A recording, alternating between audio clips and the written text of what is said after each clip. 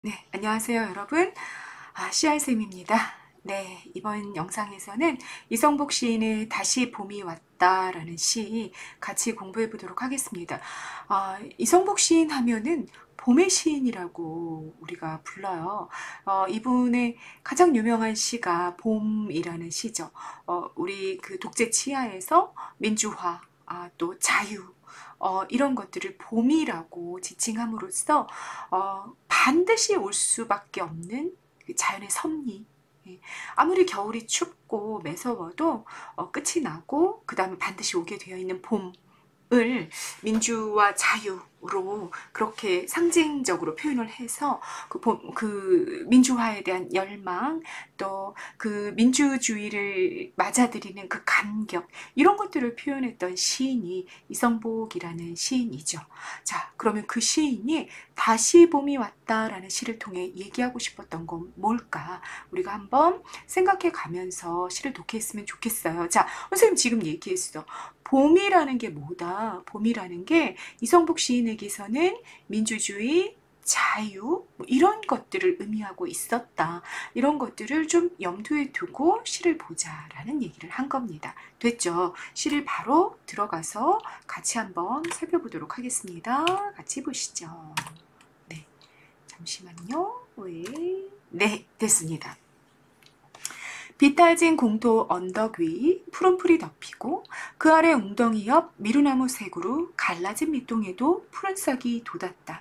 때로 늙은 나무도 젊고 싶은가 보다. 자, 여기까지 한번 봅시다. 첫 번째 단락인데요. 일단 공터, 비탈진 공터 하면 여러분 시어의 의미를, 느낌을 보는 거야. 비탈진 거 이렇게 이게 경사가 져 있다는 얘기죠. 공터는 비어있는 터라는 뜻이고요. 느낌이 어때? 조금 비어있고 경사가 지어있고 이러면 뭔가 이렇게 평탄한, 아주 이렇게 골고루 이 집안이 평지인 것보다는 훨씬 더 어렵고 힘든 느낌을 주는 시어인 거죠. 그래서 요걸 통해서 느껴지는 느낌은 어떠냐? 플러스다, 마이너스다? 마이너스다. 상황의 마이너스를 잡는 겁니다. 그런데 거기에 푸른 풀이 덮였어. 자, 우리 문학에서의 푸른은요, 푸른색은 거의 대부분 플러스의 의미로 쓰이고요. 얘는 생명력, 희망, 뭐 이런 것에 상징으로 쓰이는 경우 굉장히 많죠. 그럼 여기 푸른 풀로 그 공터가 쫙 덮였단 말이야. 뭐야, 봄이 온 상황이네. 다시 봄이 왔네. 제목 그대로. 제목이랑 항상 제목을 염두에 두고 첫 번째 단락을 읽으시는 게 가장 좋습니다. 그러면 다시 봄이 온 상황을 그리고 있구나라는 거 알 수 있는 거죠. 그 아래 웅덩이. 웅덩이라는 것도 물이 고여서 막 썩고 이러는 공간이니까 이것도 마이너스. 근데 거기에 미루나무가 있었고 그 새 그루에 밑둥이 갈라졌어. 막 터져나가고 상처를 입었어. 이것도 마이너스. 그런데 거기에도 여러분 푸른 싹이 돋았대요. 역시 뭐야? 플러스로의 전환이 일어났다. 뭔가 다시 생명이 시작이 되고 있고 희망이 시작되고 있어 라는 이야기를 하고 있는 중이구나. 그걸 무엇을 통해 하고 있다? 색채 이미지를 통해서, 푸른색이라는 색깔을 통해서 뭔가 마이너스가 플러스로 바뀌었다라는 이야기를 하고 있구나. 계절적으로는 뭐다? 봄으로의 변화를 이야기하고 있구나라는 걸 우리가 첫 번째 단락에서 잡으실 수 있는 겁니다. 됐죠? 때로 늙은 나무도 젊고 싶은가 보다, 뭐뭐한가 보다, 추측형 종결어민데요. 늙은 나무도 그 막 모든 것들이 다시 일어나고 생명을 다시 얻는 모습을 보면서 자기도 젊고 싶어가지고 아마도 이렇게 삐죽삐죽 푸른 싹을 좀 내놓지 않았을까, 뭐 이런 것들을 우리가 생각해 볼 수 있는 거죠. 그리고 여러분, 우리 한번 생각해 보자는 거야. 늙은 나무가 젊고 싶었을까? 늙은 나무가 진짜 그런 생각을 한 걸까? 사실은 그 생명을 다시 회복하고 싶은 열망을 지닌 건 누구였을까? 봄이 온 자연을 바라보는 인간의 정서였겠죠. 그런데 내 소망이 아니라 마치 자연물인 늙은 나무의 소망인 것처럼 이야기하고 있는 거죠. 그래서 여러분, 여기는 의인법이 쓰인 부분이면서 동시에 화자의 소망을 자연물인 나무에 투영해서 간접적으로 드러내는 특징을 가진 부분이다 라고 정리하실 수 있겠습니다. 됐죠? 그리고 자, 기역과 니은 아까 선생님이랑 같이 봤습니다. 뭐 비탈진 공터, 웅덩이, 갈라진 이런 시어들이 의미하는 건 최초의 상황이 마이너스였다라는 걸 알려주고 있는 거고, 그리고 이게 플러스로 바뀐 것을 알려주고 있는 게 뭐였다? 푸른색의 색깔이었다. 계절적으로는 봄이 온 상황을 그리고 있다라는 거. 추측형 종결함이 어딨다 여러분? 뭐뭐한가 보다. 이게 추측형 종결함이었다라는 것까지 정리하고 가시면 되겠습니다. 그 다음 두 번째 단락 넘어가 보십니다.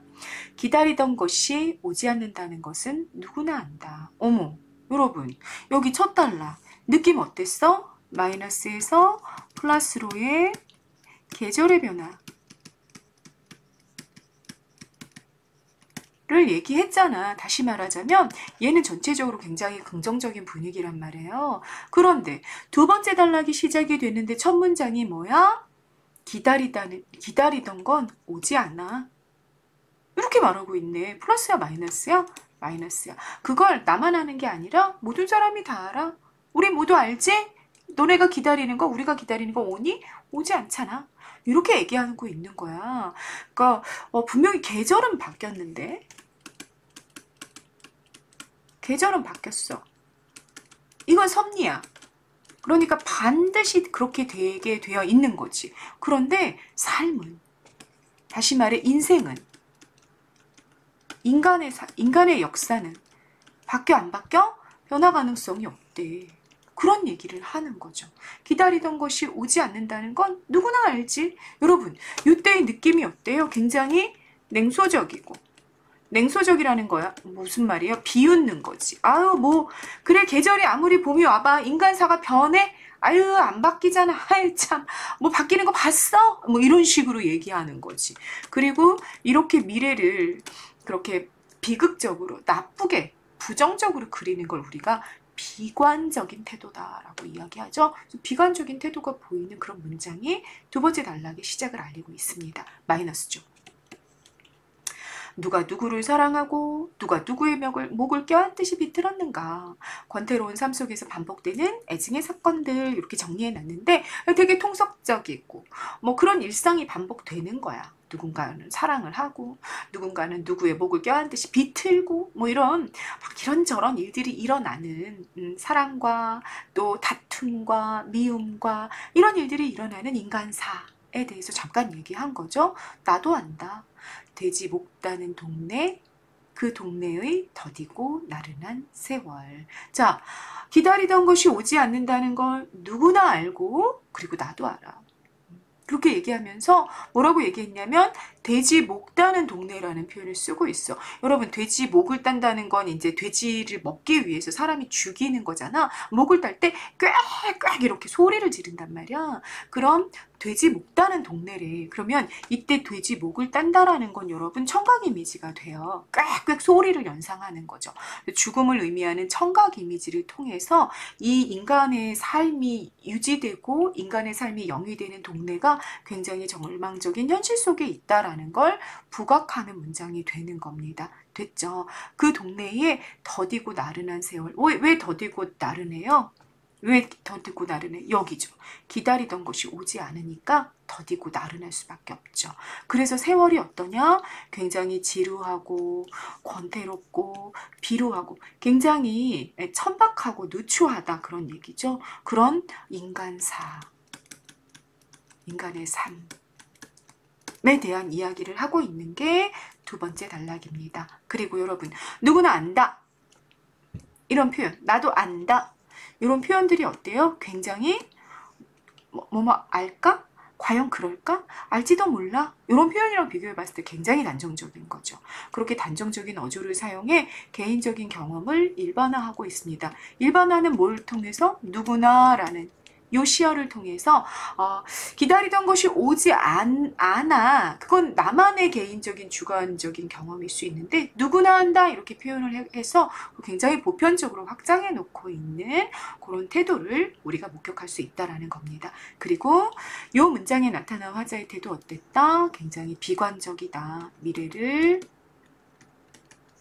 부정적으로 전망하는, 현재도 부정적일 뿐더러 미래도 그 부정적인 현실이 바뀌지 않을 거라고 생각하는 걸 우리가 어떤 태도? 비관적인 태도라 그러고요. 반대말은 여러분 뭐죠? 반대말은 낙관적인 태도죠. 현실은 비록 지금 현재는 부정적이더라도 미래는 반드시 봄이 올 거야. 인간의 삶 속에도 이렇게 믿는 거. 그럴 땐 우리가 낙관적인 태도라고 얘기하는데, 이 시에선 일단 지금까지 봤을 때는 그 낙관적인 반대, 비관적인 태도가 보이고 있다. 계절의 봄이 와도 인간의 삶 속엔 그게 오지 않아 라고 이야기하고 있다라는 거 확인하실 수 있습니다. 그래서 여러분, 그 계절의 변화, 자연의 변화를 이야기하는 이 첫 단락과 인간의 변하지 않음을 이야기하는 이 두 번째 단락이 어떤 관계를 맺고 있다? 자연의 플러스와 인간의 마이너스의 대비 관계를 맺고 있음으로써 인간사의 비극성을 강화하는 그런 관계를 이루고 있구나라는 거 확인하실 수 있습니다. 그 다음 보십니다. 세 번째 단락. 때로 우리는 묻는다. 무엇을 물어볼까? 우리의 그분 등에 푸른 싹이 돋을까? 묻고 또 묻지만 비계처럼 씹히는 달착지근한 혀. 항시 우리들 삶은 낡은 유리창에 흔들리는 먼지 낀 풍경 같은 것이었다. 네, 이게 세 번째 단락입니다. 분위기 일단 봅시다. 분위기. 두 번째 분위기 어땠어? 두 번째 단락의 분위기 마이너스였죠. 세 번째 단락의 분위기도 어때요, 여러분? 마이너스죠. 그죠? 물어보기는 했어. 우리의 구분등. 구분등? 등이 굽어 있다라는 거 굉장히 고단하고 고통스러운 삶을 살 때 등이 굽죠. 그죠? 그래서 구분등이라는 건 고단하고 힘겨운 삶을 상징하게 되는 거예요. 그 구분등에도 마치 늙은 나무에 푸른 싹이 돋듯, 푸른 싹이 돋을까? 푸른 싹? 희망이나 생명이라는 의미라고 그랬어요. 그걸 우리가 기대할 수 있을까? 이렇게 우리가 물어. 여러분, 요거 1인칭 복수화자잖아. 그러니까 이 질문은 나에게서 나오는 것이 아니라, 우리라는 거 일반성, 보편성을 의미하는 그런 지시대명사란 말이에요. 그래서 변화를 소망하고 있는 게 개인의 문제가 아니라 공동체 전체의 문제다라는 걸 알려주는 지시대명사가 바로 뭐다? 우리라는 지시대명사다 라는 얘기입니다. 그 우리가 뭘 물어보고 있어? 우리의 이 고통스러운 삶에도 다시 희망이 생겨날 수 있을까? 이걸 물어봤다라는 얘기죠. 묻고 또 물었어. 왜 반복했어, 여러분? 이 반복에 담긴 의도, 변화에 대한 열망이 굉장히 강렬하구나. 우리 공동체가 갖고 있는 그 열망이 굉장히 강렬해서 물어보고 또 물어보고 또 물어보고 계속 그랬단 얘기죠. 그런데 그럴 때마다 비계처럼 씹히는 달착지근한 혀, 이렇게 나왔어요. 여러분, 우리 이거 어떻게 해석할 수 있을까? 뭐뭐처럼 그랬으니까 일단 직유법이 쓰인 거 확인하실 수 있고요. 비계라는 거는 지방덩어리잖아. 지방덩어리 우리 왜 생기죠, 여러분? 여러분 배가 왜 자꾸 나오고 팔이 왜 이렇게 퉁퉁, 여기 비계, 지방, 이 쌓이는 이유가 뭐예요? 굉장히 이렇게 느리고 움직임이 없고 이런 이미지인 거지. 둔하고 이런 이미지잖아. 그렇게 비계로 비유된 게 뭐다? 달짝지근한 혀다. 우리의 혀가 굉장히 비계 같아. 이런 표현이 되는 거야. 달짝지근한, 들쩍지근한 혀. 이런 표현을 써가지고, 그러면 여러분, 비계, 달짝지근한 이라는 표현을 통해서 뭐가 부각이 된 거냐면 혀의 속성을 부각한 거야. 속성을 부각함으로써 여러분 이 달짝지근하다, 비계다 이런 게 의미하는 게 뭔가 열정적으로 현실을 변화시키려고 막 애쓰고 비판하고 뭐 대안을 제시하고 막 열심을 내고 이런 느낌이 아닌 거지.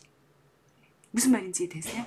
달짝지근하다 이러면 막 날카롭게 막 쓰고 맵고 그래가지고 막 이렇게 열정적으로 뭐가 일어나는 느낌이 아니란 말이야. 달짝지근하다 그러면 그냥 뭔가 나른한, 그냥 거기에 젖어 들어가는 이런 느낌을 주는 거지. 비계는 아까 선생님이 이미 얘기했고, 그래서 그런 느낌으로 혀의 속성을 부각하고 있기 때문에 할 말을 하지 않고 현실에 안주하는, 그냥 거기에 그냥 이렇게 나태하게 늘어져 있는 거죠.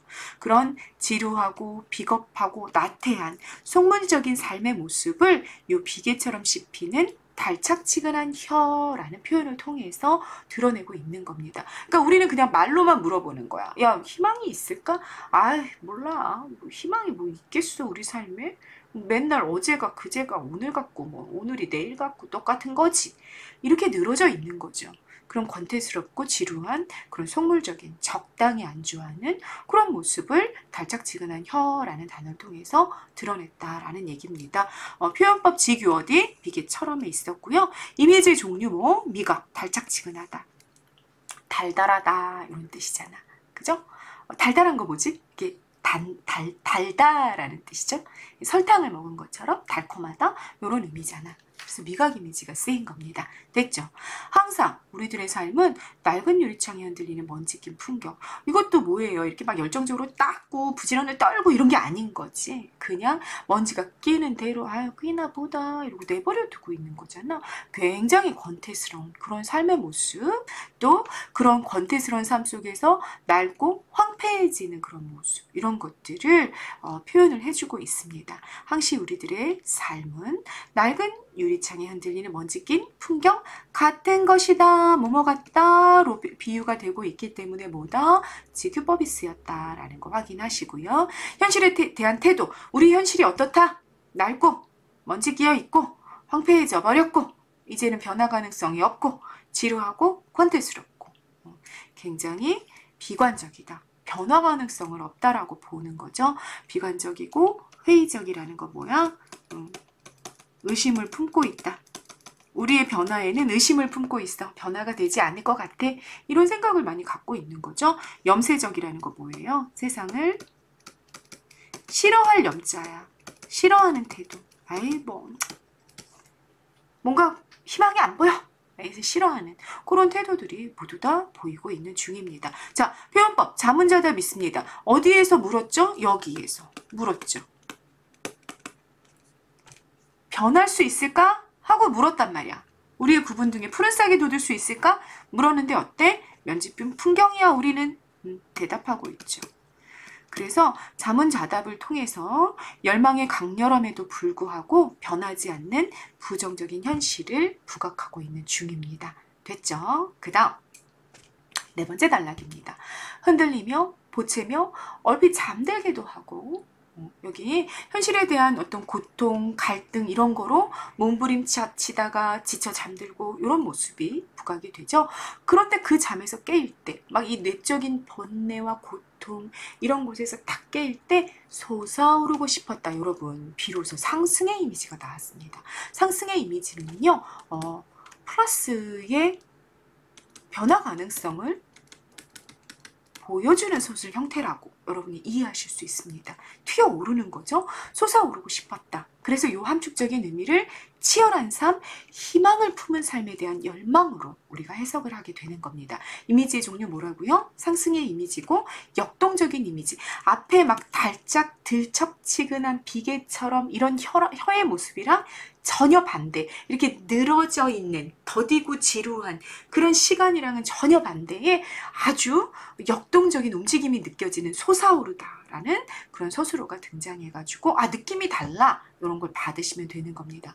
세짜장 고모스의 길길이 날뛰는 물줄기처럼 갈기갈기 찢어지며 아우성치며 울고 불고 머리칼 쥐어 뜯고 몸부림치면서 그렇게 솟아오르고 싶었다. 여러분 서술어가 여기 있다고 봐야 돼.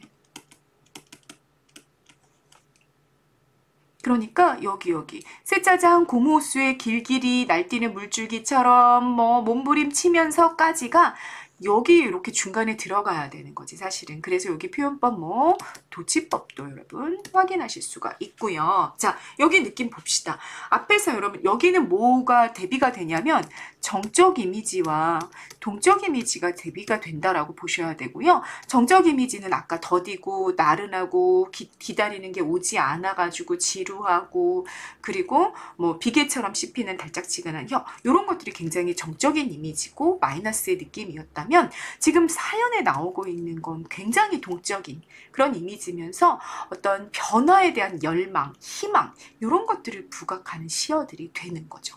됐죠? 그래서 여기 날뛰는 물줄기는 자유롭고 치열한 삶, 뭔가 변화를 위해 뛰어다니는 그런 아주 열정적인 삶, 이런 것들을 비유하게 되고 대조되는 이미지가 이렇게 혀가 된다, 그 얘기입니다. 이해가 되셨죠? 갈기갈기, 이거는 막 성나서 막 이렇게 날뛰는 그런 모양이야. 그래서 의태어가 되는 거고요. 찢어지고, 아우성치고, 울고불고, 머리칼 쥐어뜯고, 몸부림치고, 강렬하고 자유로운 삶으로 해석하셔야 됩니다. 이 단어들을 그러니까 마이너스로 해석하시면 안 되고요. 플러스의 삶의 의지로 여러분들이 해석하셔야 된다. 주의하셔야 됩니다. 그러니까 예를 들어 울고불고 이러면, 머리칼 쥐어뜯고 이러면 우리가 이 단어만 뜩 끊어놓고 봤을 때는 마이너스의 느낌이 난단 말이야. 그런데 어떻게 해야 된다? 적어도 요 한 단락 안에서의 분위기와 매칭해서 시어의 의미를 보시는 걸 잊으시면 안 된다라는 얘기입니다. 그래서 얘네들 다 플러스야. 강렬하고 자유롭고 뭔가 정적인 걸 깨부수는, 막 난리치는, 그래가지고 이렇게 나른한 걸 깨버리는 그런 느낌으로 받으셔야 됩니다. 됐죠? 그걸 열거를 통해서 구체적으로 보여주고 있는 부분이 이 부분이 되는 거고요. 청각 이미지 보인다. 어디? 아우성치고 울고 불고 이런 거는 청각 이미지고, 촉각은 머리칼을 쥐어뜯는 거, 뭐 이런 거 촉각 이미지라고 봐야 되겠죠. 시각 이미지 막 몸부림치고 이러는 건 또 시각 이미지라고 봐야 되겠고, 이게 굉장히 다양한 감각 이미지를 통해서 강렬한 어떤 삶에 대한 열망을 드러냈구나라는 거 확인하실 수 있습니다. 자, 이게 소망이었단 말이야. 솟아오르고 싶었다. 이게 이제 네 번째 단락의 마지막 서술어라고 봐야 되거든요. 그럼 소망을 드러내는 게 네 번째 단락이었구나, 이렇게 잡으실 수 있는 거죠. 마지막입니다. 다섯 번째 단락. 그런데 어땠어? 우리의 소망은 있었어. 그러나 그런 일은 없었다. 시상의 전환 일어났죠. 소망으로부터 현실로. 플러스로의 열망이 있었단 말이야. 그런데 마이너스의 현실이 부각되면서 끝난다. 그죠? 그런 일은 없었다. 화자가 열망하는 현실, 막 길길이 날뛰고 울부짖고 막 이렇게 아우성치고 이런 아주 열정적인 삶, 이건 없었어. 현실에는. 돼지 목다는 동네의 더디고 나른한 세월. 앞문장 반복인 거 여러분 아시죠? 그죠? 앞문장을 왜 반복했을까? 변함없이 반복되는 지루한 일상을 부각하는 그런 반복이 되는 거죠. 왜냐면 내가 그렇게 열망해봤자 돼지 목다는 동네의 더디고 나른한 세월은 그냥 오늘도 이어지고 있어. 그걸 부각하고 싶어서 일어난 반복이다, 그 얘기입니다. 풀잎은 화자와 대비되는 외부의 봄이 온 현실이었잖아요. 그 풀잎 아래 엎드려 숨을 죽이면, 숨죽이는 거 뭔가 위축되고 뭔가 두렵고 불안하고 이런 이미지잖아. 그렇게 숨죽이면 드러나는 정서는 좌절감과 절망감의 정서가 되는 거고요. 가슴엔 윤기나는 석탄층이 깊었다. 여러분, 이 석탄층 또한 윤기난다 이런 수식만 보시고 플러스 같아 이렇게 잡으시면 안 되고요. 다섯 번째 단락 전체의 흐름 안에서 석탄층을 잡으시는 겁니다. 그러면 다섯 번째 단락 전체의 분위기를 주장하고 있는 문장은 그런 일은 없었다야. 돼지 목다는 동네에 더디고 나른한 세월. 그게 다섯 번째 단락을 지배하고 있는 중심 이미지란 말이에요. 그럼 그 안에서의 석탄층이라는 거 우리가 어떻게 해석해야 된다?